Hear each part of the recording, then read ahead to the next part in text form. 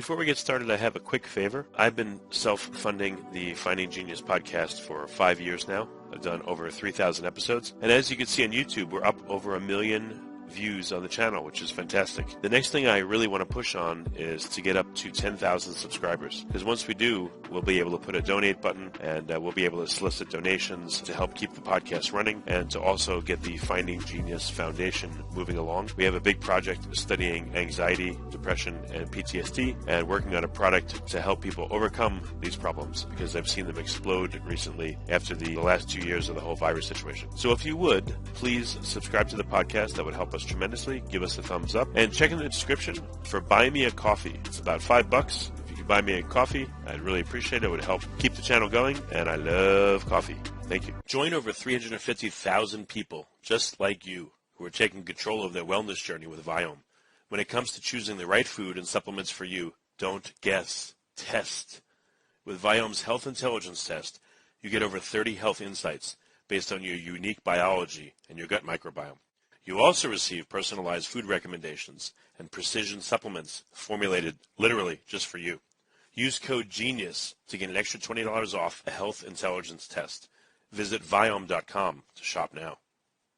Forget frequently asked questions. Common sense, common knowledge, or Google. How about advice from a real genius? 95% of people in any profession are good enough to be qualified and licensed. 5% go above and beyond. They become very good at what they do. But only 0.1% are real geniuses. Richard Jacobs has made it his life's mission to find them for you. He hunts down and interviews geniuses in every field: sleep science, cancer, stem cells, ketogenic diets, and more. Here come the geniuses. This is the Finding Genius Podcast with Richard Jacobs. Before we get started, I have a quick favor. I've been self-funding the Finding Genius podcast for 5 years now. I've done over 3,000 episodes. And as you can see on YouTube, we're up over 1 million views on the channel, which is fantastic. The next thing I really want to push on is to get up to 10,000 subscribers, because once we do, we'll be able to put a donate button, and we'll be able to solicit donations to help keep the podcast running and to also get the Finding Genius Foundation moving along. We have a big project studying anxiety, depression, and PTSD, and working on a product to help people overcome these problems, because I've seen them explode recently after the last 2 years of the whole virus situation.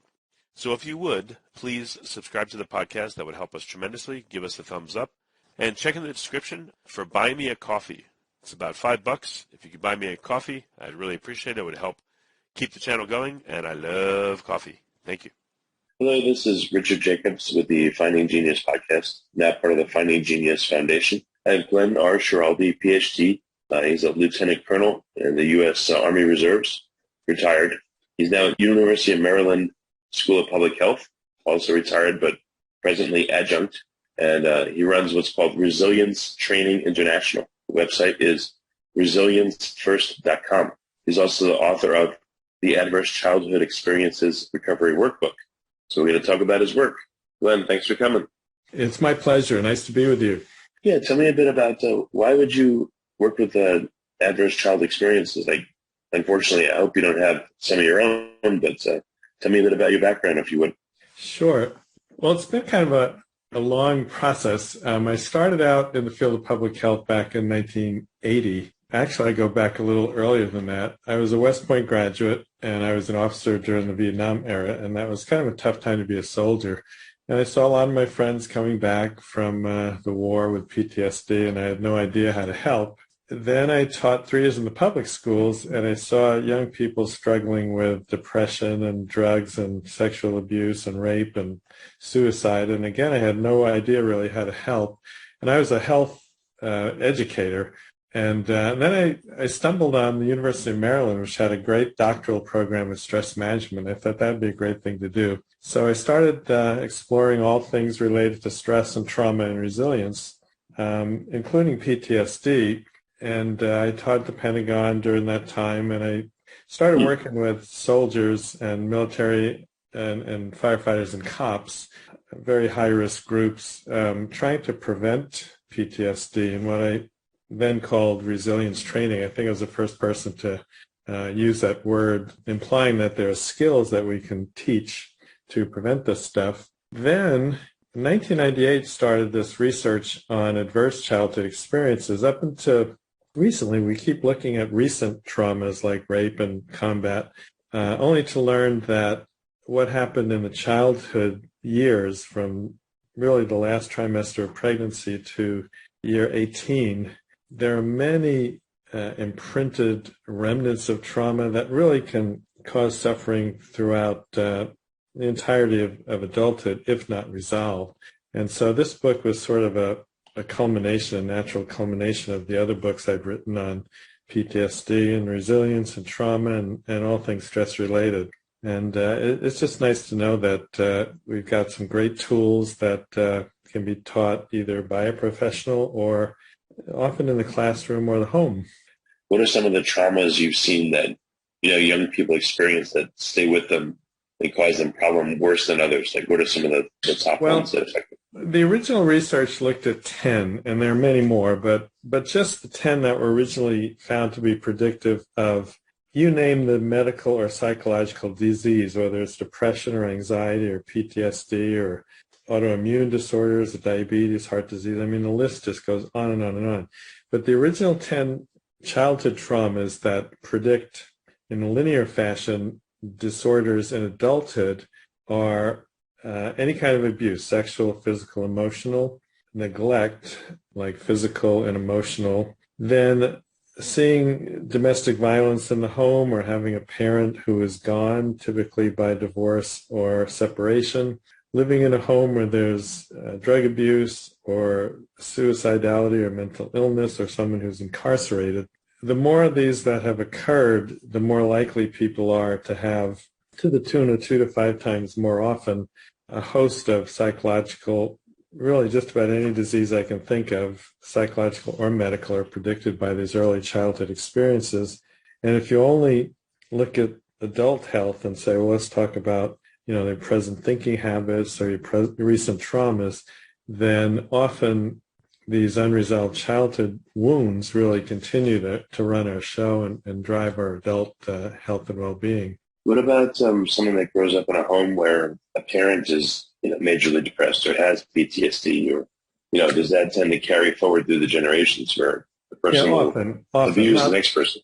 Not always, but that for several reasons. One, we learn how to be depressed by watching, and there's this thing called epigenomes that are kind of interesting, that genes are inherited. You can't do anything about that, but only about 5% of diseases are solely determined by genes. Next to the DNA strands are these things called epigenomes, and they are susceptible to, say, stress in the parents or environmental toxins and all sorts of things. The mental health of the parents often is transmitted in various ways to the child.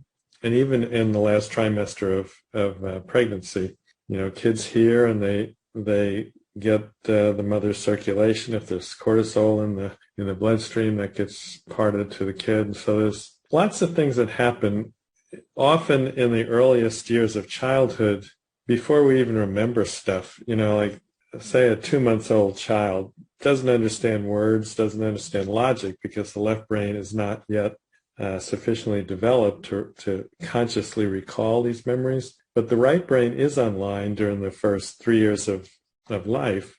And so maybe it's just a disgusted look or an angry tone of voice that the kid experiences. And that can cause the brain to wire such that the brain is wired to be on high alert. Shame and self-esteem issues, all sorts of things happen. And of course, we don't remember this because we don't consciously recall most of the time memories from the first 3 years of life, but the imprints are often there. And I don't want to overstate the problem because some people seem to sail through these kind of things pretty well, but it is amazing that about 2/3 of adults have experienced at least one of those 10 adverse childhood experiences. And as I said, there's lots of others. For example, you may lose a parent because of deployment or being killed in battle, or maybe there's surgery in the early years to the mother, and that made the mother unavailable, and and unable to attach and bond with a child. So there's lots of interesting things that can happen in the early years, and most people aren't aware of this. The example I often use is, you've all probably known people that are accomplished, nice personality, attractive, and yet they self-loathe, and that may manifest by cutting or just feeling low in self-esteem. And you try to reason people out of that. Well, look here, you're athletic, you're smart, you're successful in business. And that doesn't usually penetrate because those old imprints are not in the conscious verbal left brain, but the subconscious right brain as images and visceral responses and emotions. So it's very interesting what we're learning about what causes people to suffer and how to fix it. What about the how to fix it part? What are some unique things that you've learned? I spent a lot of years trying to get my arms around the disease part of the spectrum. On the left part of the spectrum might be trauma and stress-related diseases, and on the right is resilience and optimal functioning and happiness and those kind of things. So a lot of things that are used to treat trauma help to heal, except that we're now learning that a lot of the ways we're training our young people in graduate school are not necessarily the effective starting point. Like we learn in Western education and Western psychology programs, well, if someone's in pain, you say, well, talk to me about it. Tell me about it. What are you feeling? And the only problem is that's a left brain approach when trauma usually lodges in the right brain. And so instead of starting with talk therapy, cognitive therapy, and the like, it's often best to start with what's been recently developed by Ogden and Van der Kolk and people like that start with the body. And I'll give you a good example. Let's say a teenager has been raped. And in therapy, the therapist noticed that, well, when you talk about it, I notice that you start tensing up and your face kind of turns white. How about we put the storytelling aside for the moment? That's the left brain function. Let us do a body-based strategy. So, for example, can you just stand up and from a very strong base, just imagine yourself pushing that perpetrator away very slowly so the right brain can register what you're doing. And often working at the body first in a bottom-up fashion, you start to regulate the survival brain, the emotional brain. And if you track what's going on as you do that, you also start to integrate all parts of the brain so that the left brain comes online again. And then you might be able to talk about it, tell a story, put the experience to words, which is kind of an integrative healing step.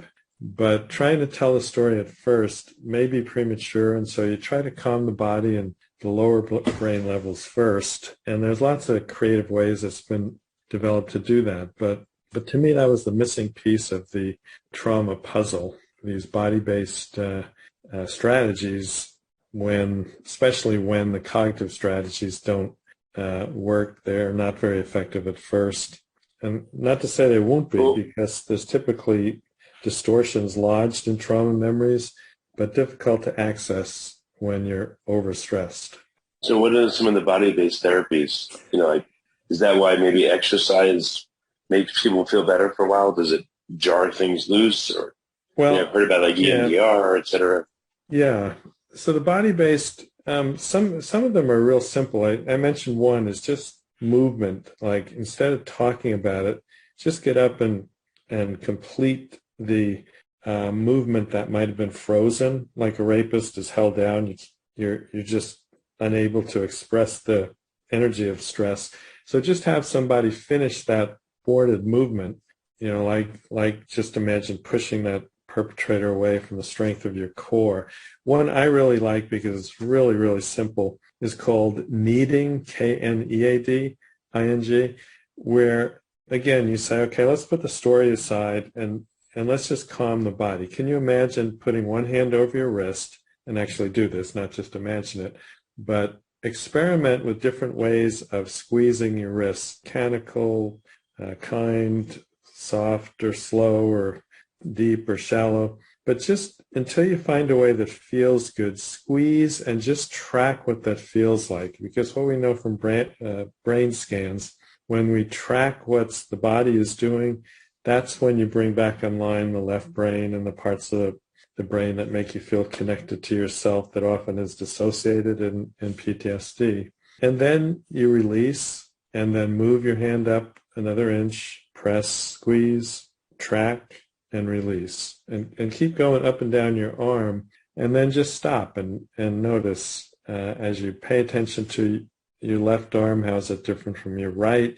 Are there any subtle shifts in your body and your emotions? But that's another example of a body up. There's grounding exercises where you simply put your hand on your back and just notice how the ribs expand when you breathe. Put another hand on the heart and just notice what happens when you do that. And then put your hand anywhere in the body that may feel distressed. And it's kind of calming just by touch. There's one line of thought now that says that soothing touch, like you do when a baby is upset and you simply stroke their bellies, that creates delta waves and calms the amygdala in the brain. And all of this the goal is to bring arousal either that is hyper aroused back into a resilient window, not too high, not too low, or if you're frozen and collapsed, you get people moving to get your arousal up into that resilient zone, where you're then able to make sense of what is an overwhelming event that makes no sense at all, really. Discover how your gut microbiome is impacting your cellular health, immune health, and how you're aging from the inside out with Viome's Health Intelligence Test. Collect your samples, send them to the Viome lab, and within 2 to 3 weeks, your health scores and food and supplement recommendations will be available to you right in your Viome app. Visit Viome.com and use code GENIUS to get an extra $20 off your health intelligence test. When someone's traumatized, sometimes they don't want anyone touching them, from what I've heard from, some people.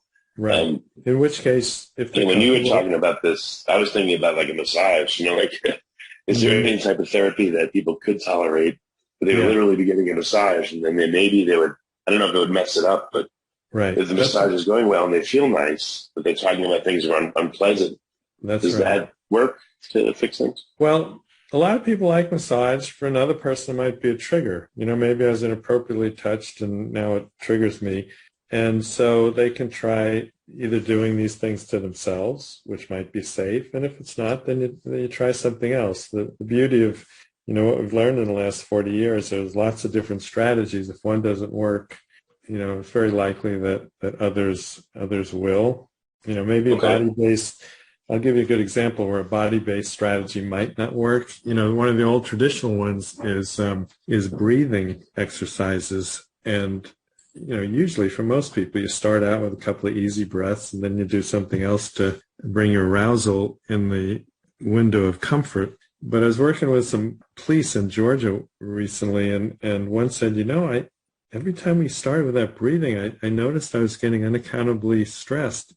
And that night when I went home, I realized as a 3-year-old, I nearly drowned and I couldn't breathe. And so now focusing on the breath becomes a trigger. And then you got some options with that awareness. Either I can try something else or settle that memory. And she was able to settle that memory with some of the other skills we do to process a memory that's kind of stuck in memory and triggered. But if you don't want to use your body, then you can use the room to simply ground. Look around and tell me something that's blue and describe it in detail, or pick up something and feel it and describe to me what you're feeling. Lots and lots of different ways to help someone process and settle those old memories. Well, that's good. I mean, is physically getting them out through the body, I don't know how often is that really the only answer or the way that works for people versus talk therapy, let's say. Right. Yeah. So it's not really either or. It's just kind of the sequence. Sometimes people are just not ready for one reason or another to start with talking. So maybe you just, if they're comfortable, a lot of people are more comfortable saying, I'll tell you what my body is doing, but please don't expect me to tell you what my emotions are and my thoughts are. But at some point, you can then try, once people learn how to regulate their arousal, regulate their emotions, may then be able to do the cognitive approaches. And I think storytelling is very, very powerful. that brings closure often. It's just a question of, are people ready initially to start with talk therapy? Maybe that's, down the road a little while. I don't know. What are some of the new innovations that you found in your work? I mean, you're talking about, again, using, I don't know if they call it somatic therapy or just body-based therapy, but is the nuance or the improvement in the combination of these two, or there's still other things that you found that would help? Yeah, oh golly, there's so many things. Back in the 80s is when we first even put a formal diagnosis to PTSD. And so since that time, there's been lots and lots of different helpful strategies. And if one doesn't work, there are lots of others to try. And I always feel a little bad when I hear people say, well, I went to a therapist, didn't work, so I'm done with that. Not realizing that, a therapist may know one or two skills, may or may not be trained in trauma. And unfortunately, most graduate programs in psychology don't do a very good job preparing therapists for trauma. One that's been really helpful are the mindfulness approaches. Sometimes you can't reason yourself out of guilt, but if you just, instead of trying to avoid it or numb it or push it away or cover it over with alcohol, say, what happens when you just sit with the guilt you feel, either something you did or something you wish you could have done but didn't do? Just sit with that. The mindfulness approach says, whatever I feel, it's okay. Let me feel it. So you don't judge it. You just hold it in a kind embrace. Think of a child who comes in from playing and they've skinned their knees and they're crying in pain. You don't say, well, stop thinking that. Let's think about something else. You just hold them, let them cry until the crying stops, and then they go back out to play. And to me, that's kind of what the mindfulness with painful memories does, is you just sit with it, hold it in kind compassion, and just soothe it. There is something called self-compassion, which takes that up to a new level, where you start by just being aware of your suffering. Notice where in your body you feel it, because tracking helps to settle arousal and painful emotions. And then you might just say the four kinds of statements. This is a moment of suffering, which is true. You're not avoiding, you're not pushing it away, denying it happened. This is a moment of suffering. Suffering is a part of life. In other words, you're not alone. Everybody suffers. And so there's a bond with other humans who are suffering. And then third, may I bring loving kindness to this moment. And fourth, may I give myself the compassion I need. So the way I usually teach this in resilience training is cognitive therapy works for just about everything in terms of improving symptoms, but it doesn't improve 100% of the time, all of the symptoms. It doesn't work for everybody. Mindfulness often is a beautiful complement. It works at a very different level, at the body level, at the heart level, because mindfulness means heartfulness really in the Eastern cultures. And so it's bringing kindness and love to our suffering instead of just trying to think your way out of it and fight against negative thoughts that may be, leading to that suffering. And again, I'm a big proponent of cognitive therapy. I'm just suggesting that it's not the only skill. It's one of many. Well, very good. So a couple of things you pointed out I thought were interesting is that I didn't realize that most therapists really aren't trained to deal with trauma. I would guess most people would expect that, a therapist can do everything, knows everything, and they can help anyone. So that's really interesting. Right. Are there any guiding questions on helping someone find a good therapist versus not? What to ask them? Well, yeah, you ask them, this is what I've dealt with, be it childhood trauma or adult trauma. Is this something that you've worked with, and what's your approach? I think if someone is a good consumer, typically someone says, I'm in pain, I got to go see a therapist. Well, not all therapists are alike. And so interview them and find out how they treat trauma. And if you as the client are educated as a good consumer, you might ask them, do you do EMDR? Do you do, cognitive oriented approaches? Do you do body-centered approaches? How do you approach this? And it's not just the skill level, but you want to get a read on, is this somebody I would feel comfortable working with? Unfortunately, there are some aids like the Sidran Institute, SIDRAN. You can email him and say, this is my zip code. Can you send me a list of people who identify as trauma specialists? And then you still have to kind of shop around and interview your therapist and see if it's a good fit. But at least you've got a starting point. Okay. I don't know. Is there a class or a type of anxiety or trauma that you could see neither of these two can touch? But, does the person have to be prepared mentally somehow in order to be able to accept one or both or the combination of these things? Well, I think you just have to be ready to try something new. A lot of people get used to suffering for sometimes decades and they think nothing's going to work. Sometimes the pain gets great enough for you to go, I got to do something. A lot of soldiers will suffer for 40 years and then release the pride and say, I can't do this on my own. Same thing with an alcoholic. Doing it on my own hasn't worked. You mentioned EMDR before. There's another therapy that I'm very impressed with. It's called Accelerated Resolution Therapy, ART or ART. And it picks up where EMDR leaves off in that, EMDR is very quick, much faster than taking a year of therapy. And it often works in, several weeks or months instead of a year. Accelerated resolution therapy can work in 5 sessions or less, often 2 or 3, and often with 1 session. And the person who originated this, I think, is brilliant, Leni Rosenzweig. She was EMDR trained, but also theater and art major. And so what she'll do is she'll combine in 1 hour in a brilliant way so many healing elements. So, for example, she may start with, okay, this trauma happened, but I'm not asking you to relive it or talk about it right now. But can you just notice what symptoms you feel, again, in your body? That's usually safe and it's grounding. And let's process that with eye movements. Then when that's done, you then bring up the image, because most trauma doesn't reside in the verbal left brain, but the image-oriented right brain. Let's just bring up that image and process that with eye movements. And then after you do that, and often this is all done in 1 hour, not always, but often. Now pretend you're a director of your play. If you could change that image, if you could re-script the trauma, what would that look like? And let's reinforce that with eye movements. And once you've done that, so now you've kind of erased and replaced the traumatic image.